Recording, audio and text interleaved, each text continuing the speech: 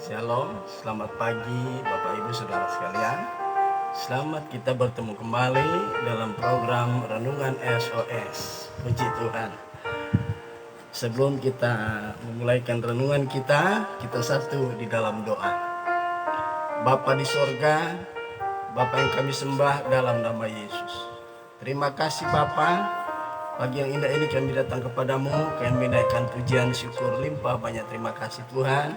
Sebab karena anugerah-Mu Engkau sudah jaga pelihara kami sepanjang malam yang berjalan dengan tidak kurang suatu apa. Kami menikmati petiduran yang nyenyak Tuhan.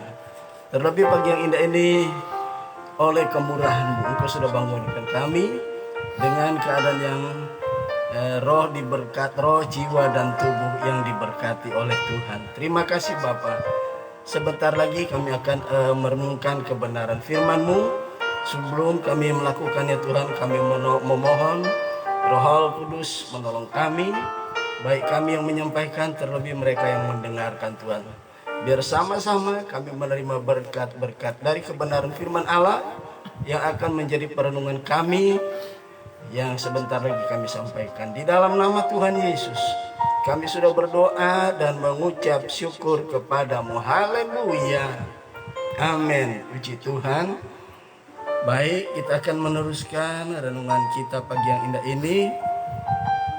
Masih tetap di Yeremia pasal 17 ayat yang ke-7, yaitu diberkatilah orang yang mengandalkan Tuhan, yang menaruh harapannya pada Tuhan, ya. Jadi dari ayat ini kita melihat berkat-berkat yang akan dialami atau yang menyertai kehidupan orang-orang yang tetap mengandalkan Tuhan dan tetap menaruh pengharapannya adalah kepada Tuhan, ya. Itu yang dijelaskan dalam ayat yang ke-7. Jadi ayat itu sekaligus merupakan judul dari renungan kita pada pagi yang indah ini. Kemarin kita sudah membahas bagian yang pertama, ya. Seperti apa kira-kira orang, ya, yang mengandalkan Tuhan dan yang menaruh pengharapannya pada Tuhan. Yang pertama diumpamakan dia seperti pohon yang ditanam di tepi air, ya. Kemarin kita sudah lihat pohon itu adalah orang percaya yang tetap mengandalkan Tuhan, yang tetap menaruh pengharapannya kepada Tuhan. Haleluya, ya. Nah, kemarin kita sudah lihat orang yang tersebut seperti air atau seperti pohon yang ditanam di tepi air, ya. Pohon adalah orang percaya, ya. Sementara air itu merupakan bahasa figuratif atau bicara tentang bahasa kiasan yang merujuk kepada Tuhan adalah air bagi kebutuhan hidup kita. Air merupakan kebutuhan hidup semua makhluk hidup, terlebih lagi manusia, ya. Kemarin kita sudah lihat perenungan kemarin bagaimana, ya, air ternyata di kota Sikar adalah kebutuhan hidup bagi orang-orang Samaria yang ada di kota Sikar. Ya, bagaimana Yesus akan meneruskan perjalanan dari Galilea menuju ke dari satu tempat menuju ke tempat yang lain, ya. Dari Yudea mau ke Galilea harus melewati daerah Sikar, ya, di mana di sana ada perigi Yakub. Nah, ternyata di perigi Yakub ini Yesus bertemu dengan seorang, ya, wanita, seorang perempuan. Pada jam 12 siang dia akan mengambil air, ya. Ternyata air itu adalah kebutuhan hidup, ya, kebutuhan pokok, dan kalau boleh dikata kebutuhan utama semua makhluk hidup termasuk perempuan Samaria. Nah, kemarin sudah dijelaskan dalam perenungan kemarin bahwa kebutuhan utama orang percaya adalah Tuhan itu sendiri. Amin, saudaraku. Nah, sekarang kita masuk pada bagian yang kedua, ya. Bagian pertama kemarin, ia seperti pohon yang ditanam di tepi air. Bagian yang kedua berkata, yang merambatkan akar-akarnya ke tepi batang air, ya. Yang merambatkan akar-akarnya ke tepi batang air. Ada dua hal lagi di sini disampaikan yang perlu kita perhatikan, yang akan menjadi perenungan kita. Yang pertama, ya, pohon itu adalah orang percaya, ya, yang ditanam di tepi air, dan air merupakan kebutuhan utama, ya. Jadi Tuhan adalah kebutuhan utama orang percaya. Kedua, di sini dikatakan ada akar, ya. Ada akar dan ada batang air. Ya, ada batang air. Akar ini berbicara tentang apa? Saudara, satu pohon itu harus ada akar. Kalau tidak ada akar, bagaimana pohon itu akan bertumbuh, ya? Ya, bagaimana pohon itu akan bertumbuh, akan menjadi lebih tinggi, lebih tinggi, lebih tinggi kalau tidak ada akar. Nah, pohon ini ada akarnya yang merambat sampai ke tepi batang air, ya. Batang air di sini berbicara, bahasa lain dari kata batang air adalah sumber air, saudaraku, ya. Jadi batang air yang dimaksud di situ adalah bicara tentang sumber air. Kalau akar bicara apa? Satu pohon kalau kuat, kalau semakin bertumbuh, berarti dia harus memiliki akar yang dalam, ya, sampai akar itu menembus, ya, batang air atau sumber air, ya. Nah, semakin banyak air, semakin banyak juga suplai makanan dari air dan tanah yang ada di mana pohon itu tumbuh, ya. Jadi mendapat suplai makanan dari air, ya, yang ada di tempat di mana pohon itu tumbuh. Saudara, mari kita akan lihat apa itu akar, ya. Nah, mari kita lihat di dalam Kolose pasal 2 ayat 6 dan ayatnya yang ke-7, ya. Kolose pasal 2 ayat yang ke-6 dan ayat yang ke-7, demikian bunyi firman Tuhan. Kamu telah menerima Kristus Yesus, ya, Tuhan kita. Karena itu hendaklah kamu hidup tetap di dalam Dia. Ya, ayat yang ke-7 bagian A, hendaklah kamu berakar di dalam Dia. Berakar di dalam Dia, ya. Itu identik dengan ada pertumbuhan, ya. Jadi orang percaya itu harus bertumbuh, ya. Harus ada akar yang kuat.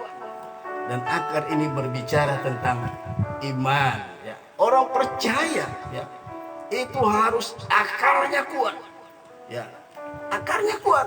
Dengan banyaknya akar, semakin dalam itu akar akan menembus batang air, ya, dia semakin banyak mendapat suplai makanan, ya. Saya baca lagi ayat ini, karena kamu telah menerima Kristus Yesus Tuhan kita, karena itu adalah kamu hidup tetap di dalam Dia.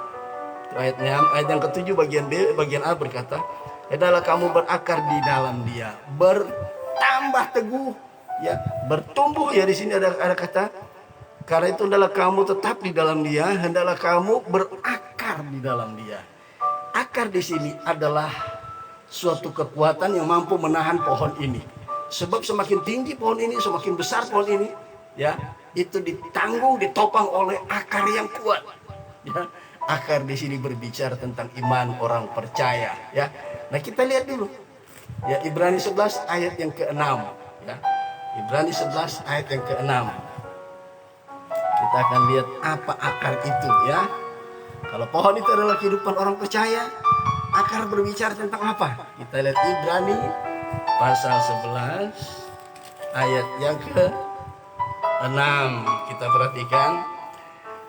Tetapi tanpa iman, perhatikan, tetapi tanpa iman tidak mungkin orang berkenan kepada Allah.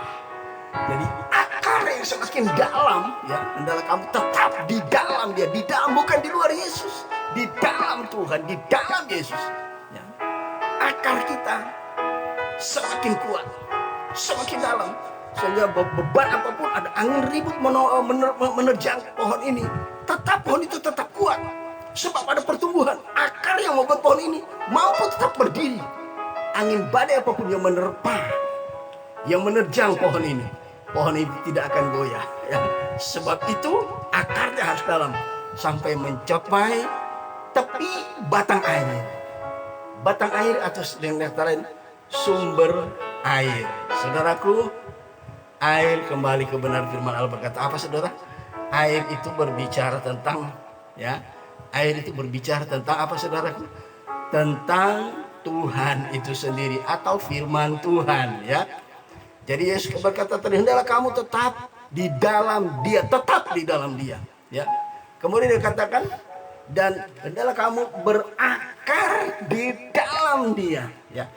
Jadi satu pohon yang kuat mampu menghadapi tekanan, datangnya angin ribut, ya. Ada banyak saudara tahu kalau bencana alam, kalau angin ribut melanda di mana-mana, pohon-pohon besar pun pada tumbang. Kalau akar nggak kuat, pohon itu akan tumbang, saudara. Ya, saudara kita bisa saksikan di televisi, ya. Kalau kita buka YouTube, ada berita-berita bencana alam di mana. Ada pohon-pohon besar yang tumbang. Kenapa? Karena akarnya kurang kuat. Ya, jadi orang percaya harus tetap kuat. Amin, saudaraku.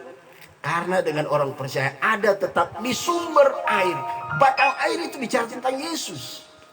Maka dia akan mendapat suplai makanan dari sumber air. Yesus berkata dalam Yohanes 15, ya, barang siapa tetap di dalam aku, dia mengeluarkan buah. Ya. Kalau dia di luar aku itu bahaya. Ya.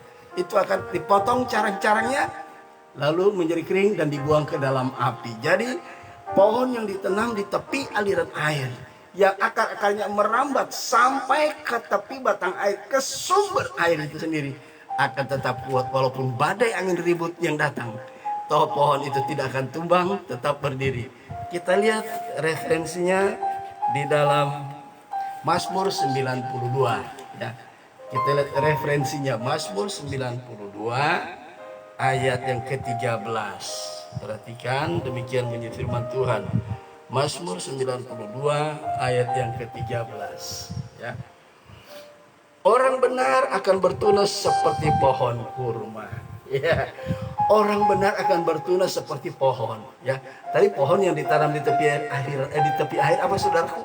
Akar-akarnya merambat sampai ke tepi batang air, mendapat banyak suplai makanan, ya. Kalau pohon itu orang percaya, ada tantangan hidup yang akan melanda setiap orang percaya. Ada angin badai akan datang. Tapi kalau akar kita kuat, nah, pohon itu tetap tidak akan, jangankan tumbang, goyah pun tidak. Amin, saudaraku. Walau badai topan datang, dia tetap kokoh, tetap kuat, tidak goyang. Apalagi mau tumbang, nggak mungkin, saudara, karena akarnya kuat. Ya, iman orang percaya harus tetap kuat karena dia selalu melekat dengan Tuhan. Ya. Nah, di sini dikatakan orang benar akan bertunas seperti pohon kurma. Saudara tahu pertumbuhan pohon kurma, saudara? Ya. Nah, pohon kurma ini ada banyak tumbuh di daerah padang pasir. Nah, di sana kalau bilang badai, ya, badai itu bukan cuma badai angin, badai pasir juga. Kalau angin bertiup kencang, itu yang seringkali Yesus bilang, apabila kamu memiliki iman sebesar biji sesawi, akan dapat memindahkan gunung. Ketika Yesus bicara ini, bukan gunung-gunung secara figuratif, ya. Ini bisa secara literal. Saudara tahu, satu bukit yang besar, kalau angin topan itu datang, dia bisa berpindah tempat, saudara. Karena saking dahsyatnya itu angin. Gunung atau bukit yang besar. Yesus pakai bahasa gunung, ya. Artinya apa? Sebesar apapun persoalan masalah kita, kalau angin badai menerpa, kalau kita tidak kuat, gunung pun bisa pindah, saudara, ya. Tapi walaupun begitu, itu dalam artian secara figuratif juga, ya. Tapi fakta sejarah di sana membuktikan gunung bisa pindah sebab angin badai datang, ya. Tapi kalau kita kuat di dalam Tuhan, haleluya, tetap tidak akan tergoyahkan, apalagi mau tumbang tidak mungkin. Nah, di Mazmur 92:13 di sini dikatakan orang benar akan bertunas seperti pohon kurma. Sudah tahu pohon kurma? Bagaimana proses pertumbuhan pohon kurma? Ya. Pohon kurma itu, saudara, buahnya kecil, ya. Saudara mungkin sudah pernah makan kurma, ya. Nah, saya juga apalagi suka makan kurma. Buahnya ternyata manis, saudara. Tapi saudara tahu, dia tumbuh di padang yang gersang. Ya. Di padang yang gersang dia bisa tumbuh, dia berdiri kuat. Badai datang dia tidak akan roboh, tidak akan tumbang. Kenapa? Akarnya dalam. Saudara tahu proses, ya, petani, khususnya petani di Timur Tengah yang bercocok tanam dengan pohon kurma. Saudara tahu, biji kurma itu ditanam, dia menggali pasir, ya, di sana, sebab daerah padang pasir, ditanam, lah. Ditanam ini buah kurma, ditanam cukup dalam. Setelah ditanam, saudara tahu apa? Ada batu yang diambil untuk menindih, ya. Dia ditindih sama sebuah batu yang berat. Jadi ketika buah kurma ini mulai bertunas, mengeluarkan tunas, dia harus menolak ini batu, saudara, supaya dia bisa bertumbuh. Tapi karena batu ini berat, ya, buah kurma ini atau pohon kurma ini ya, cikal bakal pohon kurma ini tidak bisa menggulingkan ini batu yang menindih dia. Saudara tahu apa yang terjadi? Dia bukan bertumbuh ke atas, dia bertumbuh ke bawah dulu. Ya, karena apa? Semakin dia bertumbuh, akarnya semakin ke dalam pasir. Nah, di bawah pasir itu ada banyak terkandung zat-zat makanan-makanan bagi satu tumbuhan, termasuk ada kadar air di dalamnya. Ya. Nah, buah kurma ini mengeluarkan akar-akarnya sampai dia meresap sampai ke air, saudara. Ya. Dan saudara tahu, semakin ini pohon kurma ini semakin kuat, pertumbuhannya ke dalam. Nah, setelah kuat dia mampu menolak, ya, batu yang ditindih di atas dia tolak perlahan tetapi pasti sampai akhirnya batu ini bisa tersingkir dan dia bertumbuh dengan lurus. Saudara, ayat ini berkata, orang benar akan bertumbuh seperti pohon kurma. Ya. Waktu dia bertumbuh ada tekanan yang menekan dia sehingga dia tidak bisa ke atas, dia ke bawah dulu. Tetapi kita lihat sudah apa yang terjadi. Ya. Karena akarnya semakin kuat, akhirnya di batu dia mampu menolak sedikit demi sedikit. Ya, sampai akhirnya batu ini entah tersingkir atau ke atas, naik sampai ke permukaan pasir ya. Dan saudara tahu, dia menjadi pohon yang kuat. Badai topan yang luar biasa mampu memindahkan gunung-gunung, bukit-bukit yang ada di sana. Tidak mampu mencabut, menumbangkan pohon kurma ini. Saudaraku, semakin kita berakar lebih dalam, iman kita tetap semakin bertumbuh di dalam Tuhan. Apa yang terjadi, saudaraku?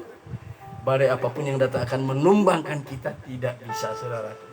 Dan saudara tahu, berbagai macam angin badai yang meniup, tetapi pohon ini tetap tegar di dalam Tuhan. Amin, saudaraku.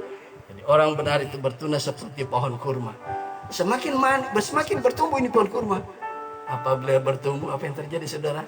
Rasanya buah kurma, saudara tahu, ya. Saudara tahu, pohon kurma, buah kurma itu manis, saudara ya.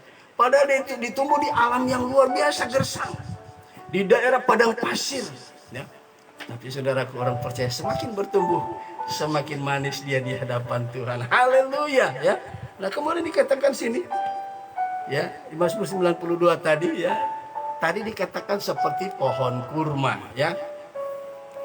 Kemudian dikatakan di ayat bagian B, akan tumbuh subur seperti pohon aras di Libanon. Akan tumbuh subur seperti pohon aras di Libanon. Saudara tahu, kembali di sini disebutkan sebuah jenis pohon, yaitu pohon aras. Pohon aras, saudara tahu, kalau saya belum pernah ke daerah Palestina, saya belum pernah ke daerah Libanon, ya, saya belum pernah ke daerah Israel. Tetapi saudara tahu, apabila orang-orang yang sering ke sana, ya, beberapa kali ke sana, dan mereka memperhatikan, ya, geografis alam dan pertumbuhan pohon-pohon itu, ternyata pohon-pohon aras ini, itu apabila angin bertiup itu suaranya baunya itu harum, saudara. Ya, baunya harum. Sebab itu pada waktu, ya, Musa di atas gunung 40 hari 40 malam, dia mendapatkan skema-skema atau contoh-contoh membuat kemah suci di padang gurun. Saudara tahu, yang paling banyak dipakai adalah kayu aras untuk membangun kemah suci.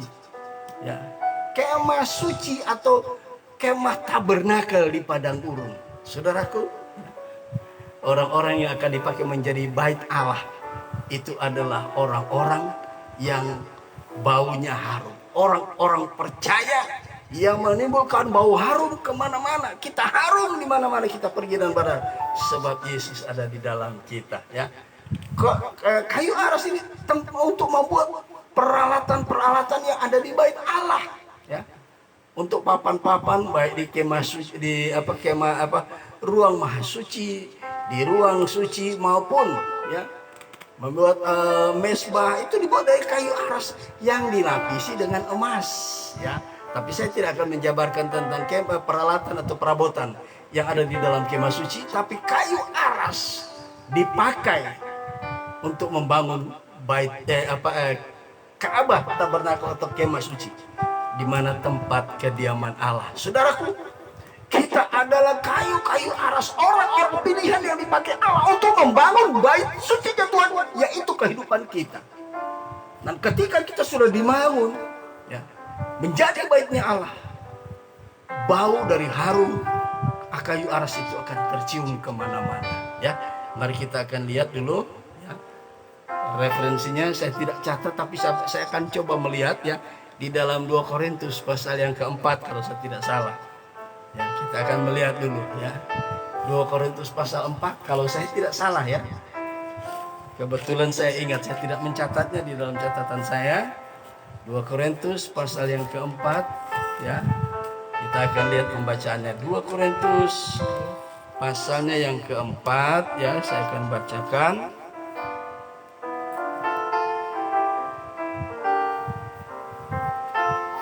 Saya akan coba cari dulu. 2 Korintus 4, saya akan coba cari. Nah, ternyata bukan 2 Korintus pasal 4, tapi 2 Korintus pasal yang kedua, saudara. Kita lihat ya. Kita adalah kayu-kayu aras untuk membangun kemah suci. Kayu aras itu dipakai karena harum baunya. Ya. Sudah bau harumnya, dilapisi, disaluti dengan emas. Ya. Kita baca 2 Korintus pasal 2 ayat yang keempat, 14, demikian bunyi firman Allah. Tetapi syukur bagi Allah yang dalam Kristus selalu membawa kami di jalan kemenangannya. Pertama, kayu aras itu kayu pilihan untuk membangun kemah suci. Kita adalah orang-orang pilihan Allah yang dipakai oleh Allah untuk membangun tubuh Kristus, bait Allah, tempat kediaman roh Allah. Ya. Kita akan selalu berjalan di dalam apa, saudara? Kemenangan. Ya. 2 Korintus 2 ayat 14. Tetapi syukur bagi Allah yang dalam Kristus selalu membawa kami di jalan kemenangannya. Ya, itu sebabnya ada pujian berkata, ku menang bersama Yesus Tuhan. Ku menang di dalam peperangan. Ku menang atas segala setan. Haleluya, haleluya, ku menang. Orang-orang pilihan selalu berada di jalan kemenangannya Allah, karena Yesus Kristus ada di dalam kita. Amin, saudara. Haleluya. Saya baca terus ayat ini ya. Dengan perantaran kami, perhatikan, dengan perantaran kami, Ia menyebarkan keharuman pengenalan akan Dia di mana-mana. Kemana saja kita pergi dan berada, orang-orang pilihan itu akan berada selalu di jalan kemenangannya Allah, karena Yesus ada di dalam dia. Kemudian dikatakan apa? Melalui perantaran kita yang ada tempat kediaman Allah, yang Yesus ada di dalam kita, apa yang terjadi? Kemanapun kita pergi, menyebarkan keharuman pengenalan akan Allah. Dahsyat enggak, saudara? Tuhan pakai kita orang-orang pilihan untuk menyebarkan keharuman nama Allah, Yesus, di mana saja kita pergi dan berada. Dahsyat enggak? Kita kayu-kayu aras. Kayu aras, kayu-kayu pilihan yang dipakai Allah untuk membangun kemah suci. Ya. Kita adalah kayu-kayu aras, orang-orang pilihan Allah, bukan kita yang memilih Allah. Ya. Kita lihat Yohanes 15 ayat yang ke-16. Kayu-kayu aras dipilih, terpilih untuk membangun kemah suci. Karena apa? Mengeluarkan bau yang harum. Sudah harum baunya, disaluti dengan emas. Emas berbicara tentang kemuliaan Allah. Ya, kita akan membawa kemuliaan Allah di mana saja kita pergi dan berada. Saya akan bacakan di dalam Yohanes 15 ayat yang ke-16. Ya, demikian bunyi firman Allah. Bukan kamu yang memilih aku, ya, tetapi aku yang telah memilih kamu. Ya. Kita adalah orang-orang pilihan Allah. Ya, kita dipanggil, dipilih untuk membangun, membentuk satu tubuh Kristus, tempat kediaman Tuhan di dalam kehidupan kita. Dan kemanapun kita pergi, firman Allah katakan, kemenangan demi kemenangan akan menjadi bagian kita. Glory to glory. Dari kemuliaan, dari kemenangan kepada kemenangan yang sempurna, sampai pada kemenangan yang sempurna. Ya. Dari satu kemuliaan kepada kemuliaan yang akan datang sampai, ya. Amsal Salomo atau Salomo berkata dalam Amsal 4 ayat 18, ya. Jalan hidup orang percaya semakin terang mencapai rembang tengah hari. Orang percaya glory to glory, dari kemuliaan sampai pada kemuliaan yang sempurna. Ketika Yesus datang pada kali yang kedua, akan terjadi glorification. Gereja akan mengalami kesempurnaan dalam kemuliaan Allah yang ada di dalam Dia. Amin, saudaraku. Dahsyat Tuhan kita. Kita harus bersyukur kalau kita boleh menjadi orang-orang pilihan Allah, saudaraku ya. Puji Tuhan. Saya percaya kebenaran firman Allah pagi yang indah ini sudah memberkati saya, memberkati saudara juga. Tuhan Yesus memberkati. Sebelum saya akhiri renungan ini, kita dengarkan dulu satu pujian bagi Tuhan.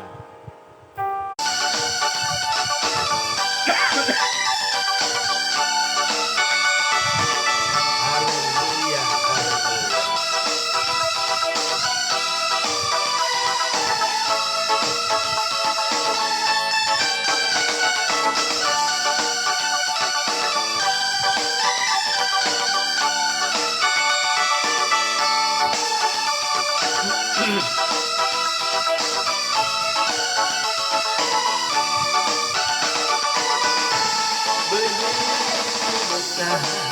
Kasih Allah pada kita,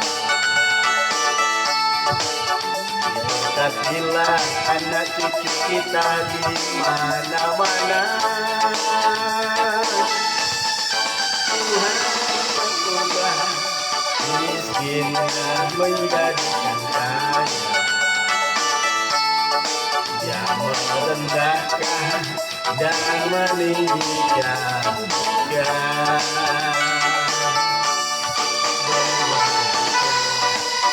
Bagi orang yang anak cucunya pasti tidak akan meminta-minta. Allah mengerti firman-Nya. Tiada yang mustahil bagi orang percaya. Haleluya, haleluya. Terima kasih Tuhan. Engkau memilih kami untuk menjadi baik kami. Engkau memilih kami untuk menjadi tempat kediaman Allah di dalam kami.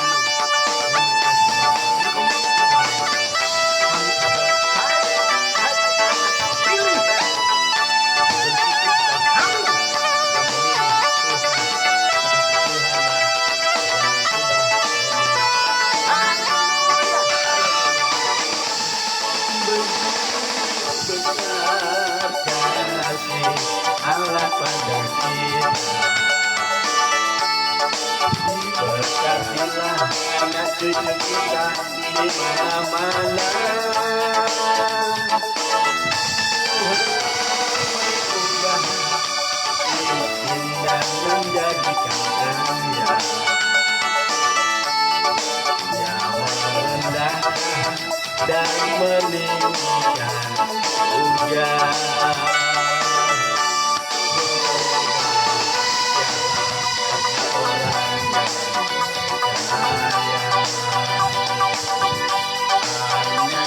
Cucunya pasti tidak akan meminta-minta. Allah mengerti firman-Nya. Tiada yang mustahil bagi orang percaya.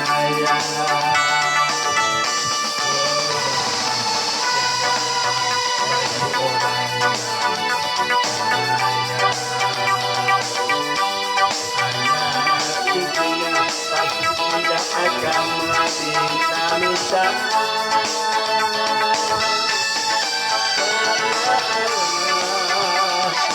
Mengerti firman-Nya. Tiada yang mustahil bagi orang percaya. Tiada yang mustahil bagi orang percaya.